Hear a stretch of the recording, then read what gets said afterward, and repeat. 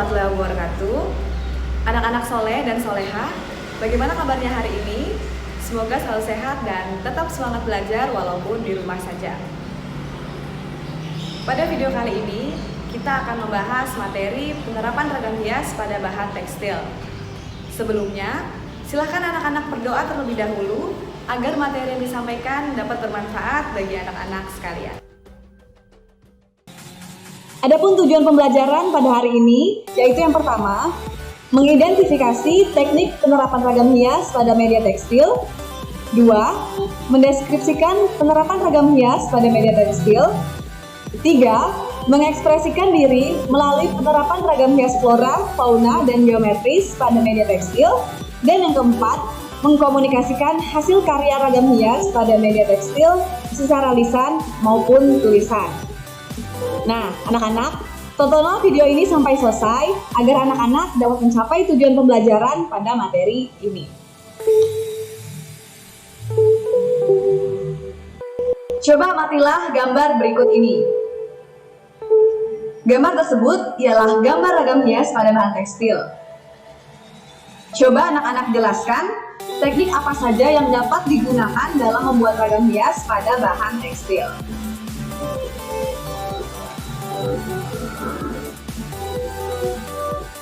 Pengertian ragam hias tekstil. Ragam hias adalah bentuk-bentuk dasar hiasan yang biasanya disusun secara berulang-ulang sesuai pola tertentu. Diterapkan pada karya seni atau kerajinan dengan tujuan untuk memperindah atau menghias.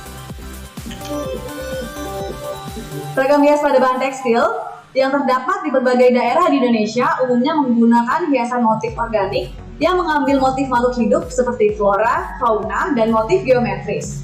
Nah, berikut ini merupakan contoh-contoh dari penerapan ragam hias pada bahan buatan tekstil. Nah, keindahan ragam hias Nusantara telah diterapkan kepada hampir semua aspek kehidupan manusia. Ragam hias tidak hanya terdapat pada bangunan rumah tinggal, peralatan rumah tangga, ataupun senjata tradisional, melainkan juga dapat diterapkan pada bahan media tekstil. Pengertian tekstil. Tekstil adalah bahan yang berasal dari serat yang diolah menjadi benang atau kain. Terdapat dua jenis serat yang digunakan, yaitu serat alami dan serat buatan. Nah, ini pada layar anak-anak bisa perhatikan. Ini adalah contoh-contoh bahan serat alami. Yang alami itu ada bahan katun, bahan sutra, dan juga bahan wol. Nah, bahan-bahan alami ini diambil dari bahan-bahan alami seperti dari tumbuh-tumbuhan ataupun kekayaan yang ada di alam Indonesia. Nah, selanjutnya ada bahan serat buatan. Nah, bahan serat buatan ini terdapat pada kain, yaitu dari bahan polister, bahan nilon, dan bahan dakron. Kesemua jenis atau bahan serat ini mempunyai tekstur dan juga cirinya masing-masing.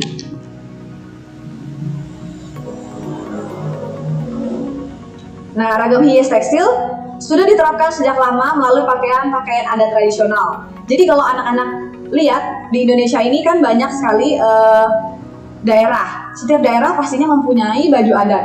Nah, baju adat mereka ini biasanya pasti dihiasi dengan motif-motif dari ragam hias flora, fauna, atau geometris. Seperti contohnya pada layar, yaitu baju adat Jawa. Di baju adat Jawa ini terdapat motif atau hiasan dari flora, tuh seperti di bajunya yang warna hitam itu ada motif flora dan juga fauna. Dan juga sarung atau jarik yang mereka gunakan sebagai pakaian bawah, yaitu bentuk geometris. Selanjutnya, penerapan ragam hias pada bahan tekstil.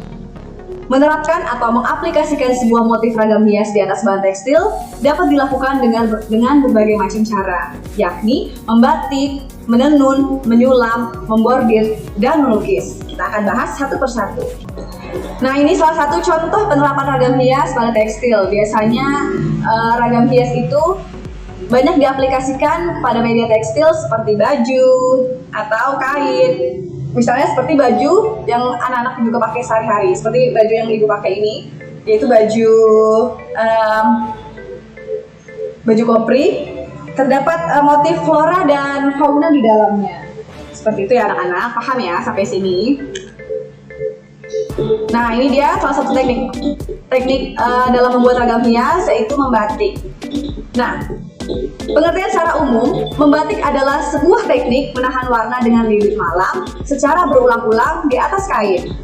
Namun, pada perkembangannya, batik dibuat menggunakan teknik celup, cap, sablon, dan juga printing. Nah, seperti ini anak-anak. Di sebelah kiri kita terdapat batik tulis, yaitu benar-benar seseorang itu membatiknya atau menggambarnya sampai full seluruh kainnya. Nah, kalau batik tulis ini memerlukan waktu yang cukup lama untuk hasil akhirnya. Kemudian ada batik cap, yaitu tinggal dicap saja, udah ada polanya, tinggal dicap atau ditambahkan kain di bawahnya sehingga terbentuk motif yang sudah ditentukan. Kemudian ada teknik menggambar atau melukis. Teknik pembuatan hiasan pada kain menggunakan alat bahan kuas dan cat. Seperti ini anak-anak ya, seperti kita menggambar biasa.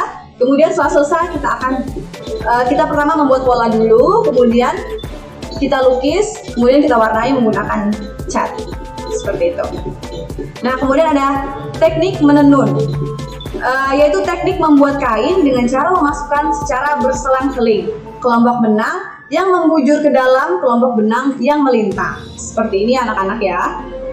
Kita lihat sebelah kiri cara menenun tradisional, kemudian hasil akhirnya adalah hasil tenunan seperti pada gambar di sebelah kanan ini. Selanjutnya yaitu teknik menyulam dan teknik membordir. Teknik menyulam dan teknik membordir ini agak mirip. Perbedaannya bisa Ibu sampaikan. Teknik menyulam yaitu teknik pembuatan hiasan kain dengan media benang dan jarum jahit menggunakan keterampilan tangan secara manual. Berbeda dengan teknik membordir yaitu dengan bantuan mesin. Dengan media benang dan jarum jahit menggunakan bantuan mesin. Perbedaannya seperti itu anak-anak ya. Kalau menyulam yaitu menggunakan tangan, kalau membordir ada bantuan mesin. Demikian video pembelajaran hari ini pada materi penerapan ragam hias pada bahan tekstil. Jika ada yang ingin ditanyakan, silakan menuliskan pertanyaan pada kolom komentar di bawah ini. Terima kasih anak-anak. Wassalamualaikum warahmatullahi wabarakatuh.